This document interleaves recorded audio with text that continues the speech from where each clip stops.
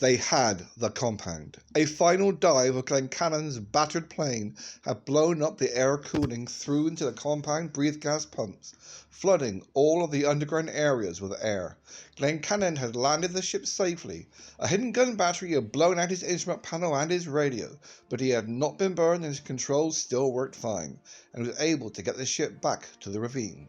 Scots, howling with joy, had pulled him out and pounded him on the back until sternly reminded by the parson that the pilot had broken ribs. A few more bursts of assault rifles had cleaned off some snipers.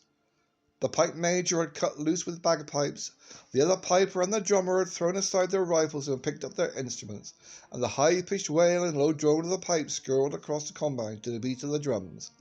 The last remaining silos heard the bagpipes and committed suicide. The last remaining silos came stumbling out of the underground with the poles held high. Oddly enough, they soon proved to be top-flight graduates of the various company schools, and of course their female assistants. Breathe masks had been in short supply, having been given out to the combat teams. But Robert the Fox noted these top-drawer people, silos, had their own personal masks. There were about 30 of them left alive. Hundreds of silos had died in the firefights and hundreds more in the air flooding. By eventual count, there had been 976 silos in this compound. Kerr, he tried to get away by crawling through an air vent, but was captured, but alive. They got the fire system water valves and shut them off. A team raced around checking for radiation with open breathe gas vials, and it was found that water had washed it down into the underground drains. I'm not quite sure if that's scientifically accurate, that just washing radiation gets rid of it. Anywho, back to Chernobyl. The area was relatively safe.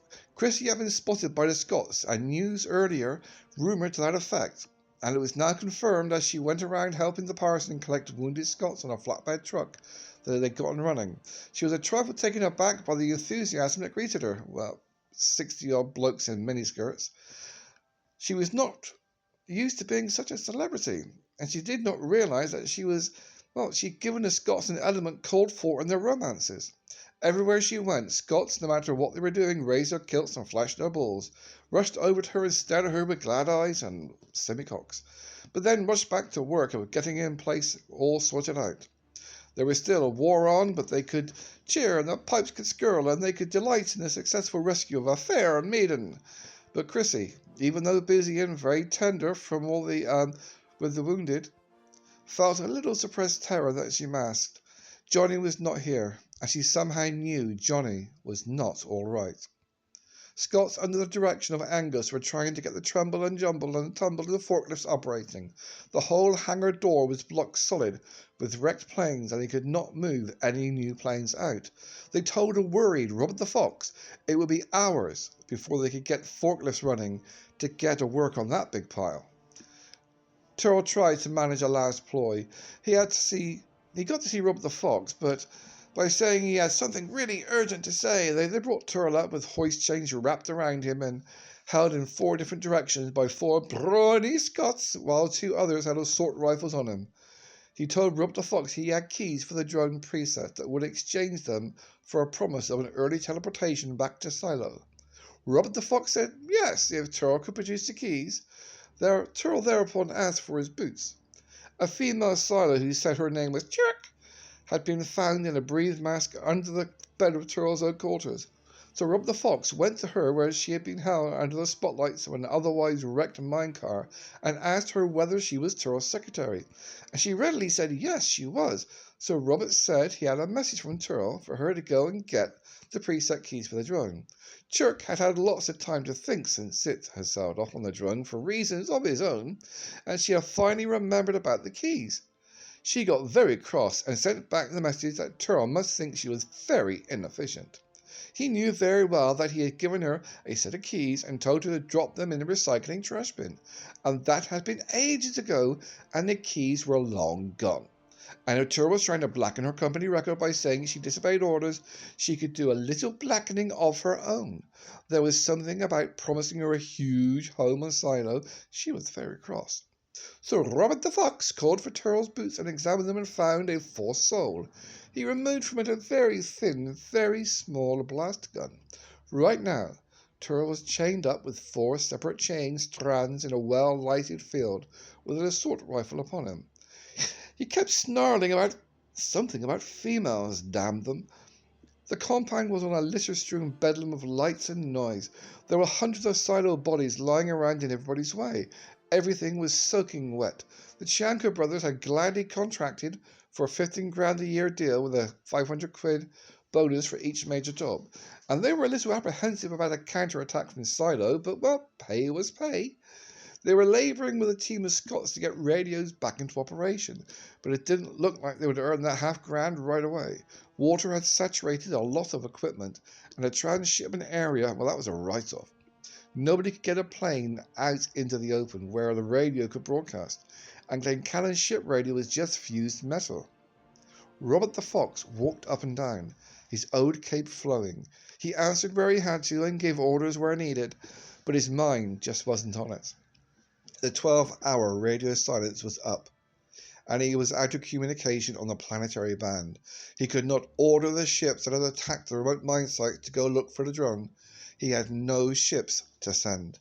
He went over to where about 20 wounded Scots were laid out in a field, being handled by the parson and schoolmaster and the 4 old women and Chrissy. His eyes and Chrissy's had met. Robert the Fox felt very bad. Johnny had been right.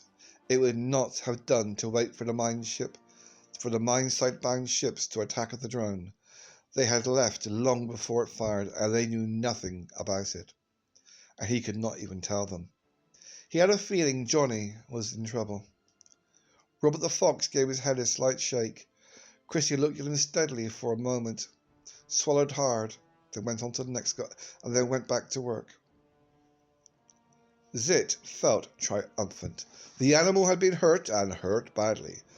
It could have been better. The roll of the drone had caused a slight miscalculation in the throw, and instead of totally severing the animal's head as he intended, the blade had hit a strut of the plane skids and then had struck the animal. But the results had been very satisfactory. There was red blood all over the floor plates under there.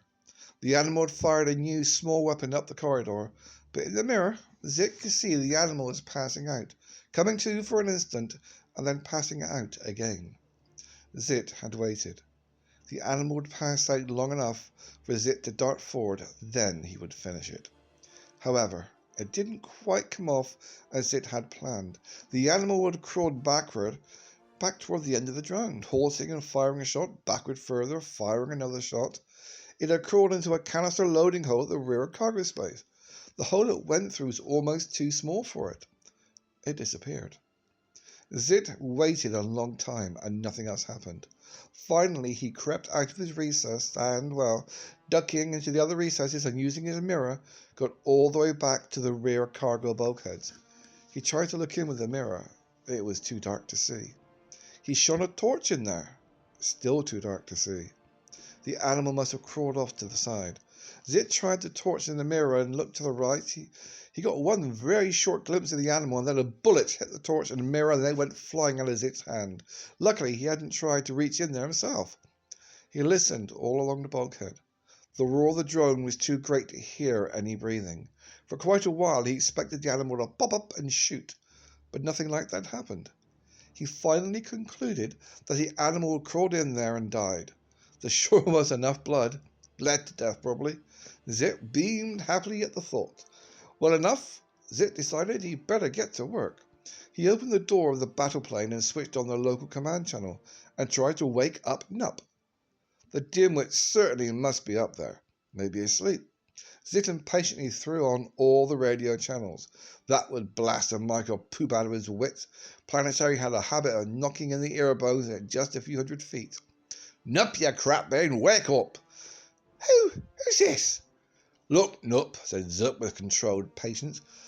I know you're short on sleep, and I know they didn't teach you the exact solution to all this in mine school, but I feel that under the existing circumstances, you might try to cooperate. Is this it? What a dimwit with a flutter brain with its bearings burnt out. Of course it's it. Are you down in that drone? Oh, I thought you were, but didn't Snip fly you out? If you were shut up. Here's exactly what I want you to do. Take off and land that ship just above this door. Land it close to the edge of the door so it will break the wind. Nook wanted to know how to break the wind from what. Nook told him very unpleasantly, and Nook, with 10 minutes of fuel left, hastened to comply. Zit intended to rob this damaged bladder plane of its cartridges of fuel. He had been appalled at the skill it would take to fly at this door, and then he had a happy thought. Maybe it carried some spares. He got up on the seat and started to rummage in the back compartment. A whole bag of cartridges, dozens of them. But he saw something else. His breathe mask exposed ports. They flashed. This stuff had radioactive dust on it. Of course, this wasn't surprising for packages that had been in the radiation bullet battle, but it was not much. But it did frighten Zit. He flung the bag of cartridges out into the passageway and jumped out to stop them before they rolled out into open space. Holding them at arm's length, he shook the bag. He breathed on it, cautiously. No flashing, so it was good. He opened both doors of the battle plane.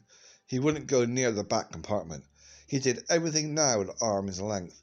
He played a torch on the housings of the main drive on the balance motors. His practiced eye detected a hairline crack in the right balance motor. Maybe it would run, maybe not. The crash hadn't helped. He reached beneath it and got a paw full of wires and tore them loose, scrambling them, and laid them back unconnected. Yeah, out of sight, but so he couldn't see them. One battle plane that would never fly straight. So that was good. He got down under the plane and looked at the drone's main drive. That was his wrench, and the animal hadn't removed the plate. Good. He put the wrench back in his boot where it belonged. The pitch and roll of the drone changed drastically now. Noops had moved. The pitch had gone, but the roll was much, much worse.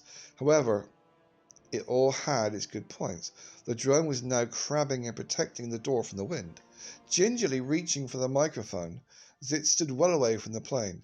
You in possession? Took a couple of times, but all right. Do you recognize a cable ladder? Noop tried to explain that as a mining executive and a fully qualified pilot, he of course can recommend fasten your end of the cable and the ladder and the cleats opposite to your seat, drop the weighted end out down there so I can climb onto it. Then lower an ore sack on a line, then get a safety wire onto this door. You got that? Noop said he certainly understood, but was there ore in the drone? He didn't understand. Fuel cartridges. I'm going to send you up fuel cartridges. Oh my, that's such a relief. Will they fit? Zit didn't bother to answer. Of course they fit. All plane fuel cartridges were interchangeable. It was tanks to planes that didn't match. What a crud brain. The ladder's weighted end came whipping down. It fell on the wrong side of the tail that was jutting at the door. The tail was wedged over. Zit, feeling rather brave, reached the line and, for a correct roll of the drone, released a magnetic brake, shifted the plane with a massive heave of one side it could only manage, and reset the brake. Good. Now he could get to the cable ladder and put it back where it belonged. He had clearance between it and the door edge. He lashed the lower end to a floor beam. The lowering safety wire gave trouble, for it kept flying out in the windstream. Zit radioed Noop to haul it back. Devil with it, he didn't need a draw line. Zit reached into the battle plane and pulled out a coil for safety wire from it. Then he couldn't figure out how to use it. He tied it to the battle plane in its proper ring, but he didn't like the idea of being tied to it. Suppose the plane moved or something. He left the safety wire on the floor plate. Devil with it, he wouldn't need it. Ore basket, he demanded of Noop. It came down. It was heavy enough not to fly around in a 300-mile-an-hour blast of cold air. As it tied the cartridge back into it, he realized he hadn't inspected it for fuel. It probably also had ammunition cartridges in there as well, but, well, who knew? They might need both. As soon as they flew off, he was going to gun the interior, blow his battle plane to bits, and just to make sure, damn the animal, damn Turl. A new thought hit him. It was a long way down. He'd better grab that jet backpack just in case. Very gingerly, he reached an arm into the compartment and got it. There were two there. He brought out both. He threw one over the side and put the other one on, left the animal with no way out. But of course, the animal was dead, I think. And good riddance. Damn Turl. You all set? Nup said that he was, but where was the fuel? Zip let him pull up the fuel bag in the ornette. Have you got it? Yes, I'm trying to check, just to make sure. Removing the spent empty cartridges to make sure they're the right size. Blast you dim-witted crud. Stand by to ready that ladder. I'm sick of being down here in this crap-infested, monkey-cursed drone. I'll take care of the refuel when I get up there. Don't put an ammunition cartridge into the fuel seats for crying out loud. You'll blow it up. I'm coming up right now. But he didn't come up right now. He looked at the radio and then took his wrench out of his boot and smashed the radio to bits. Of course, he'd be shooting his thing to pieces in just a few minutes, but caution was always best. Zit grabbed the cable ladder rungs and started up. He looked up. It was not a short climb. The Mark 32 was cut off the windstream quite a bit, but it was still a strong blast. He paused, made sure his mask wouldn't blow off, and started to climb up the ladder. Johnny lay on the crossed members of the canister storage area in the drone, gripped in a nightmare. He was in the cage again, a collar around his throat, and a demon was crushing the back of his skull. He kept trying to tell the demon he would shoot it if it didn't stop, but he couldn't get the words out. He wrestled himself up from the nightmare. The roars of huge drone engines beat against his head. He realized where he was. It wasn't the collar. It was a neck lanyard of the revolver. The heavy weapon was hanging down between the beams. He painfully retrieved it. There was a small amount of light in there, but not much, and he swung open the cylinder. Just one shot left. He reached to his belt to see whether he had reloads. He didn't. The blast gun was lost. Before he passed out, he had opened the first aid kit and tied a wound pad over his head and under his face mask straps. That was all he remembered after he had shot the flashlight out of Zit's hand. He could still see it gleaming still. He bent over the crossbeam member. No, it wasn't a flashlight. That was 4 feet away. It seemed more like 40. What was it? A mechanic's mirror. So that was how Zit has observed him. What had awakened him? How long had he been out? Seconds? Minutes? The back of his helmet felt like it had been staved in, soft to the touch. Fractured skull? Or was it just swelling and blood-matted hair? He heard something clatter, a noise about the plane. Something had woken him. With a sudden feeling of urgency, he made the effort and retrieved the mirror. He slid along the crossbeam and put the mirror out to the hole. It was Zit. His first impulse was to dart out and use the one remaining bullet. And then he saw the ladder. And the ore basket was going up. They were refueling the Mark 32. The sudden thought of what they could do with the Mark 32 back at the compound shocked him fully alert. He knew what he must do. But just now, he must wait. That was the hard part. He kept drifting off into a murky black sea of unconsciousness. He could hold down for a while, but the wave would just hit him again. Darkness. Zit was on the radio. No, he was smashing the radio with a wrench. Johnny gathered himself up, tensing to dive out. Dive through the hole. He watched carefully with the mirror. Zit went over to the ladder. He started to climb up. He stopped with just his legs visible below the door. In a wave of pain, Johnny got out of the canister loading slot. There was a safety line on the floor plate. He grabbed it and gave it a tug. It was secured to his plane. In his condition, he did not want to lapse into consciousness and fall out that door. He rapidly swung the safety wire around his waist and secured it with a hasty loop. Zit's legs were gone. Johnny checked the revolver to make sure the one shot was going to come up under the firing pin when he cocked it. He swung himself up on the ladder. It was blowing outward toward the drone. The bottom end was fastened against the door, but he was now out over empty space. Protected from the windstream by the tail of the battle plane, he went up several steps. Johnny had a clear view of the Mark 32. The cockpit lights were on. The door was being held open by Noop's boot. Zit was a third of the way up from the plane. For a moment, Johnny thought he was too late. He thought Noop had hoisted up the fuel cartridges and put them out of sight, but no. Noop had the caps off the fuel receptacles and was examining them. He was looking at numbers? And he had the whole ore basket in his lap. Zit was howling at Noop, something about opening the door wider and steadying the cable. Zit climbed further. The ladder was protected by the angle of the Mark 32, but there was still a tearing wind. It was ripping Zit's jacket. He roared again, something about opening the door, and the words were lost in the roar of the drone and the scream of the wind. Johnny cocked the revolver, the face mask protecting his eyes. He could have shot either Zit or Nup. He didn't. He carefully allowed for the wind and elevation. The already high muzzle velocity of his Smith & Wesson .45 Magnum was increased by blasting caps within his cartridges. He must be very careful. He only had the one shot. Nup kicked the door further open, then the ore basket in plain view on his lap. Then Nup saw Johnny and yelled and pointed, and Zit looked back down. Johnny fired. He tried to duck back inside an instant after the shot. He was not quite fast enough.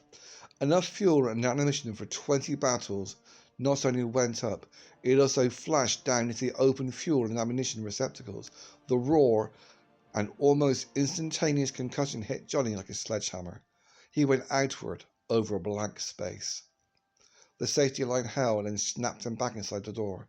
In that confused instant, although it was still a still picture, he saw Zit on fire just starting to fly out into space. He saw the whole Mark 32 leap in an exploding ball high into the air.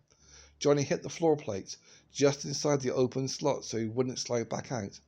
The concussion had been too much for his head, and he was passing out again. An idiot phrase passed through his mind just before a deeper darkness blanketed his senses. Old Stafford was wrong. I'm not too smart. I just cost myself the only target that search beams can pick up. The drone was not rolling now that it had been relieved of its unstabilizing weight. The body on the icy floor just inside the door did not move. The lethal cargo soared onward towards Scotland and the rest of the world. Its goal, the final obliteration of the remainder of the human race, the ones that had missed 1,000 or more years ago. The small boy sped on feet of fire through the underground passages and dungeons of the castle. He was soaked with the rain that fell outside, his bonnet was askew, his eyes were glowing with the urgency of a message he had carried for a 2-mile sprint through the dawn twilight. He identified a room ahead and tore into it, shouting, Prince Donaldine! Prince Donaldine! Wake it up! Wake it up! Donaldine had just settled down in his own room, in his own play blanket for a nice, comfortable snooze, and his first in quite some time. The small boy is wrestling with excited hands to light a candle and to dip it into a reticent flint device. So it was Prince Donaldine now. Then he called him that on feast days or when somebody wanted a favour. His uncle, chief of Clan Fergus, was the last of the Stuarts and entitled to be called king, but he never made anything of it. The light was burning now. It shone upon the sparsely furnished stone-walled room. It showed the rain-drenched, excited black-eyed boy, Bitty McLeod. Wah! If you've ever read this book, then you'll know that. Wah! Poor Bitty McLeod. Wah! Your Squire Dwight has sent a message. He's to say it's most urgent. Ah, this is different. Donaldine got up and reached for his clothes. Squire Dwight? Probably Dwight has used that because co-pilot would be an unknown word to this child. Your gillies are afoot as saddling the mount. Your squire has the most urgent. Donaldine glanced at his watch. It meant that the 12-hour radio silence was over. That's probably all it meant. Probably a babble of news and stuff like that. Donaldine had no idea at all that things had gone other than successful at all the other mine sites, or that they'd succeeded at the compound.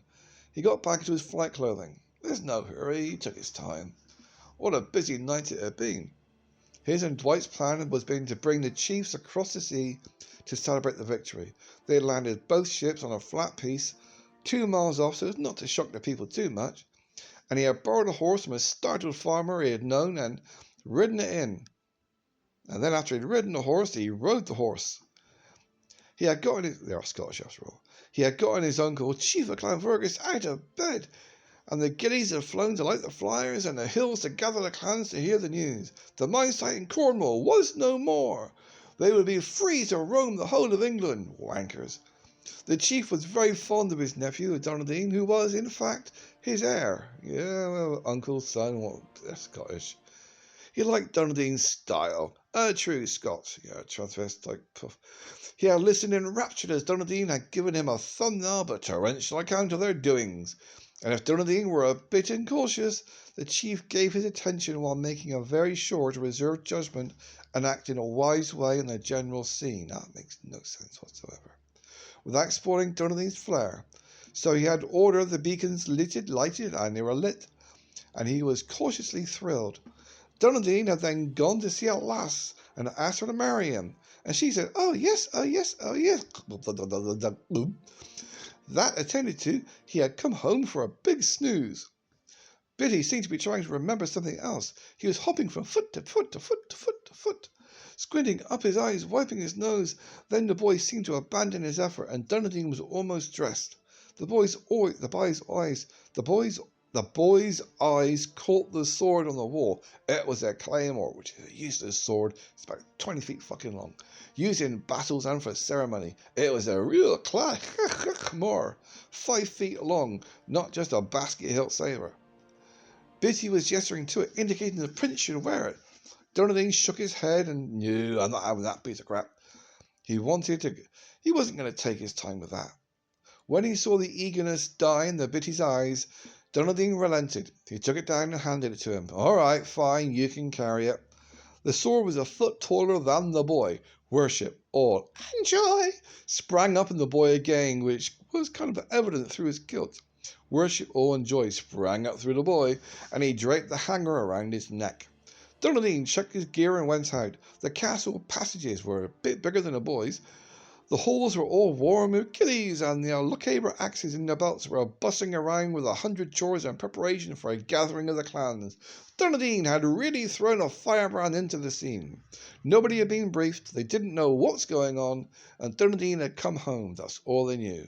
Orders had been given. Somebody said the Cylon mine site was no more. There was an awful lot to do.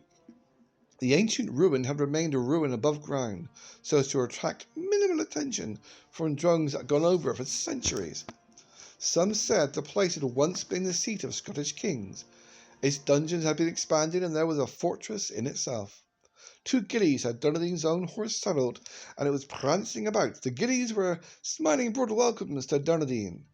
He mounted up, and at a signal, they tossed the boy up behind him, sword and all. It was raining. A storm apparently had moved in.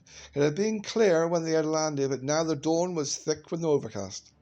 It was at that moment that Bitty McLeod remembered the rest of the message. "Your squire," he said down his back, "also say to Squiggle." For some reason, he's now a Wurzel. The boy's accent was thick. Not the accent of an educated Scot. "Do what?" demanded Dunedin. "I misremembered. I couldn't think of the word. But it did sound like Squiggle." "Scramble? That's emergency takeoff." "Oh, that's what it was. That's how it was." Dunedin was off like a shot, and the 2 miles were never eaten up so fast by a horse. They came plunging to a stop at the flat-topped knoll. Dunedin looked wildly about. Only the passenger plane was there. He flung himself off the horse and flung the reins to the boy. He opened the door and leaped into the passenger plane, reaching for the radio. And then Dwight landed nearby, startling the horse into a frantic plunging that lifted the boy and the sword off the ground at every rear. Dunedin raced over to Dwight. "It's gone now," says Dwight. "Oh, for fuck's sake." There had been no radio messages from the compound. Dwight, as arranged, had faithfully stayed on watch whilst his mate Wolfen got laid. He had waited for any break in radio silence and the end of the silence itself. The time period had ended, but pilots not hearing from the compound and Robert the Fox had not opened up. But something else peculiar had happened. Dwight had picked up a silo conversation on the planetary band. Very loud, very clear. It seemed loud enough to be within 1,000 miles or so, maybe more. It's hard to tell. What did they say? "I got it all on disc. Not you, crap plane, wake up." Dwight had said at once, and the boys had told Dunedin to scramble, and then he himself had gone straight up. Yes, the sudden roar of Dwight's own engines was there on the disc. The disc played on. Drone? Zit? There was a transport chief called Zit. Well, he was out there someplace with some kind of drone. He had gone up as high as he could, about 200,000 feet, as fast as he could, almost torn off my heart and lungs with the gravity, says Dwight. Then he had heard complete instructions in silo about re-landing on top of the drone in front of the door so Zit could get out of the drone. There There's no drone that big, said Donaldine. Well, none that I've heard of. Dwight had turned on every search instrument that he had. The transmission had been coming from the northwest. He had sped in that direction and he had gotten it on his scope. It was travelling at 302 miles per hour, a very positive blip. It was clearer weather up there than the thing had been, the cloud cover and the rain that was ahead of it. He played some more of the transmission and somebody called Snit was still on the drone, but no explanation why. This was mad because drones didn't have pilots. But how could anybody fly about? Well, why would somebody be out in a drone? And then somebody was taking fuel out of the drone in an ore basket and the other silo said that he was leaving the drone. Then why are you here? Turning toward the passenger plane, why didn't you attack it? It blew up. I saw it visual with my eyeballs. It looked like 30 lightning storms all going fuck all at the same time. It curved down. It probably went into the sea. I scanned the whole area and there was this one little blip left. Probably when it sank. Yeah, a bit of debris or some crap. And then it was gone.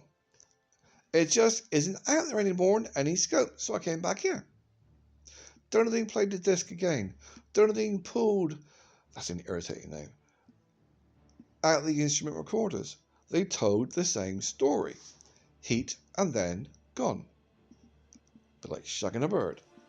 Donaldine looked up at the sky. You better get back up there and patrol in that direction. There won't be any dip. I mean, it's overcast and this high. The thing was flying at about 5,000 feet up, and you won't be able to see a thing visually. The overcast goes down to at least 10. There's no blip. Donaldine turned and looked at the castle. The ruin, gaunt and very old in this morning rain and mist. 2 miles away, and it was drifting in and out of visibility. What was this all about? Had the battle of the compound been lost? What drone? And why had it blown up? The clan chiefs would be assembling, and he had a lot of things to do today. Johnny drifted out of a pit of black pain. He tried to orientate himself. The drone motors were like shouting anger within his ears. His arms were hanging down into a gap in the floor plating. Blood had run along the sleeves and dried. With a start of alarm, he thought of his Zit and reached for the revolver. It was gone. The lanyard had snapped in the blast. The blast! Zit had also gone, and so was the Mark 32. And so was anything that would let this ancient monster be located upon a screen. He lifted himself up with considerable effort. He was still tied with the safety line. He found it very hard to think connectedly, and he wondered for a bit why he was tied to the line. His back hurt, and just one more pain in a confused welter of pain. He realized the safety line had pulled him back inside. He was awfully hard to think, and he recognized that he was getting worse, not better. He was nauseated, hunger. It must be he was nauseated from hunger. He got to his knees. The drone was no longer rolling. Well, at least that was a relief. He turned and then stared.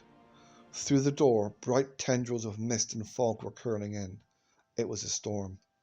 He was flying through a storm. Wait. It was light out there. Daylight. Well advanced daylight. How long had he been out? It must have been hours. He spun on his knees, thinking to see the gas canisters dropping gas. He had no way to tell that. Were they already past Scotland? Had the drone already gone and done its work? He got to the door and tried to spot a brighter area in the storm that might tell him where the sun was. It was too thick. He wasn't thinking. He couldn't formalize any thought. He realized he had reverted to being a mountain man. There were compasses in the plane. He opened the door and saw the havoc that Zit had made with the radio smasher. Just more distractions for him. Then he realized he had opened the door to look for our compasses, and so he did. When he leaned over, it felt like somebody was hitting his skull with a sledgehammer. He felt for the compass on his head. It was still there. No, the compasses. Look for the compasses. He was heading southeast, the course to Scotland. That would take him and curve back down there. He couldn't be sure. He went back to the door and tried to look down. He nearly fell. He couldn't see anything down there, just rain and mist and transvestites. Then he remembered the ship had gas ports in the bottom. He crawled painfully to the floor plate. the one that he had removed, and he looked past the motor housings. There was no daylight coming through. His air mass seemed to be suffocating him. He recalled it had been askew when he awoke. Of course, the drone had dropped no gas yet. He'd be dead. Well, he wasn't dead yet. Pretty well on the way to being dead with the state of his head, but he wasn't dead yet. Therefore, the drone had not yet dropped any gas. Part of his trouble was that his air bottle was out of air. He got new bottles and put them in place. He made him feel a little less lethargic. He got a grip on himself. He was just dawdling around. He was befuddled. What had he been doing? Where had he been hit? What had he been hit with? Maybe he didn't have very much time. His industry faded when he recognized he didn't have the wrench anymore. He made himself think. To come out of his pain, he had to focus. He climbed down and checked the nuts on the inspection plate. They were loose, but it would take an age to unscrew each one. The threads were just too many. He got to the plane and rummaged about. He found a bag of explosives. He emptied it. He had 6 limpet mines, a long coil of blasting cord, some boxes of blasting caps. He looked for time fuses. There were none. He looked at the limpet mines. No time fuse. Only contact buttons. They would explode when heavily jarred. No electrical cord. It was an awful time to think. To concentrate on just one thing. He must try.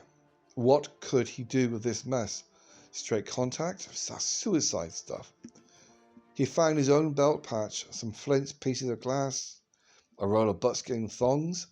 It's kinky, but it might do. At least he could get the nuts off. Well, hey. Encouraged, he somehow got down to the inspection plate again. He did a binding wind on the first turn and then wound the thong around the nut.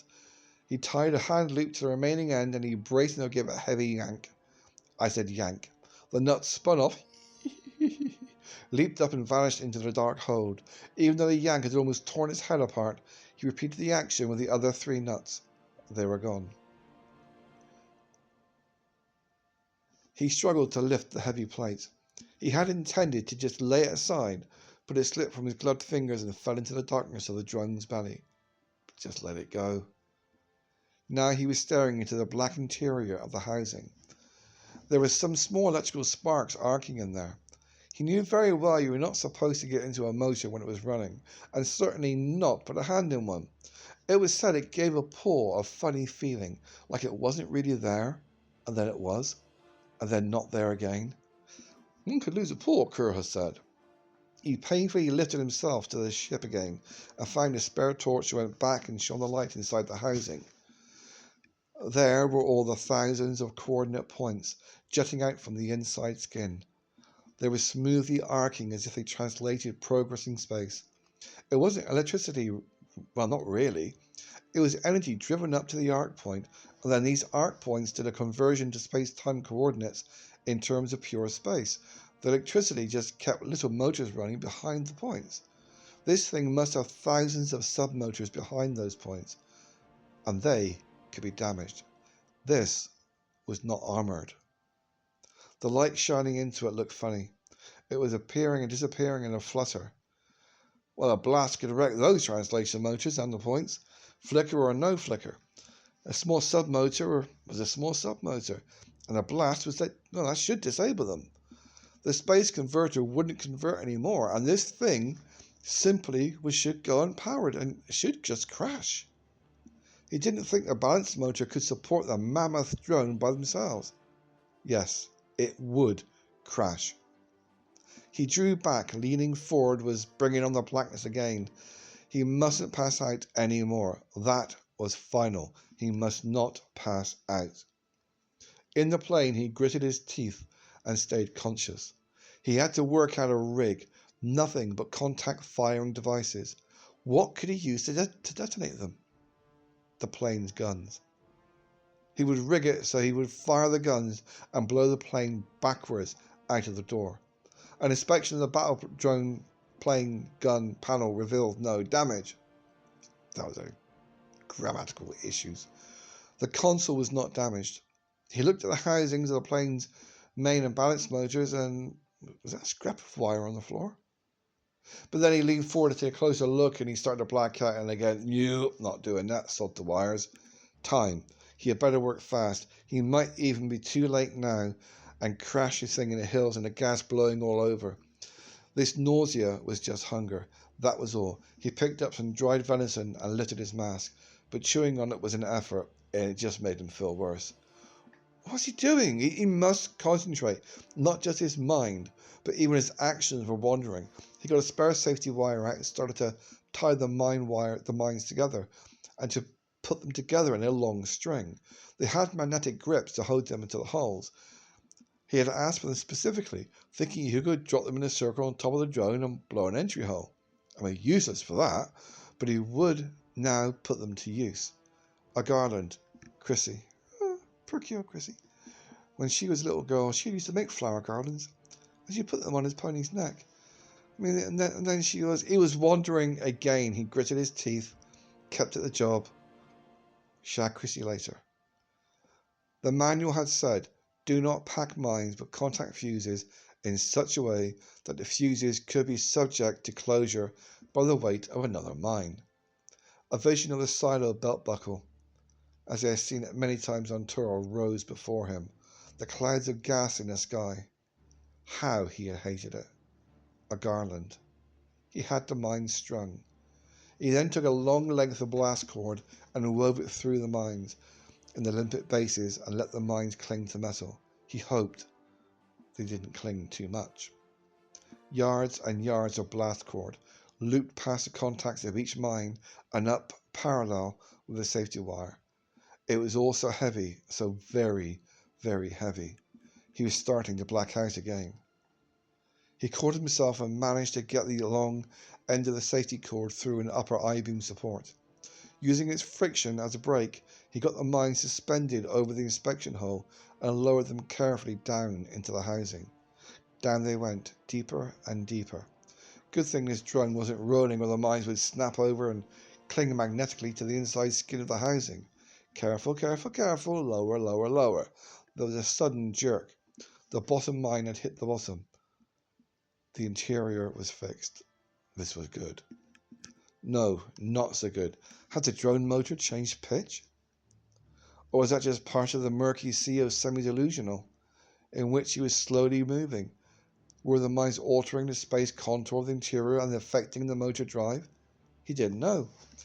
But there was no time. He tied the safety line fast to a beam. The loose ends of the blast cord he threw up over the main structural bars. Oh, it hurt his head to chuck stuff. Was it in front of the plane's guns? Near enough. It'd be near enough. He got out the blasting caps. Percussion, it said on the box in silo. He started to fasten a single cap on the blast cord directly in front of his guns. Then, with a burst of finality, he tied the whole box to it. He checked, thinking with difficulty. When he fired the guns, it would set off the caps, and these would fire the blast cord, and that would fire the mines. He realized then it would have been smarter to have sealed it with the housing cover. He looked down to the depth, and he turned a torch down there. Was it possible to recover the inspection plate and cover his nuts? But he forgot about that. His light was playing straight into the full intake cap. There were 2 caps. No, 5 tubes. Into those he knew would be stuffed hundreds of fuel cartridges, dropping in one after the other. A drone like this required an enormous number of cartridges. It must do. Waves of nausea and blackness were hitting him. He mustn't tip his head over and look down. That was the secret to success. He wondered whether those big fuel tube covers would move. They were usually just screwed on. With difficulty, he got down to them with both hands and gave it a twist. It spun with ease. Within a minute, he had 5 fuel tubes open, the covers clanging down to the dark belly. For a while, it wouldn't open. I mean, it shouldn't affect the drones if they're open. But if the blast fed into those open tubes, oh boy. He checked everything again. The drone soared out, but not for long, he told himself grimly. Not until then had Johnny thought about what was going to happen to himself. He had a feeling that it didn't really matter. He knew his head was staved in, he had lost an awful lot of blood. But he ought to make a gesture, some rudimentary effort, just to say he had. Say to whom? He was at a radio contact. The drone was wave neutralized to any screen, and there was not the slightest chance of the drone being seen visually in the storm.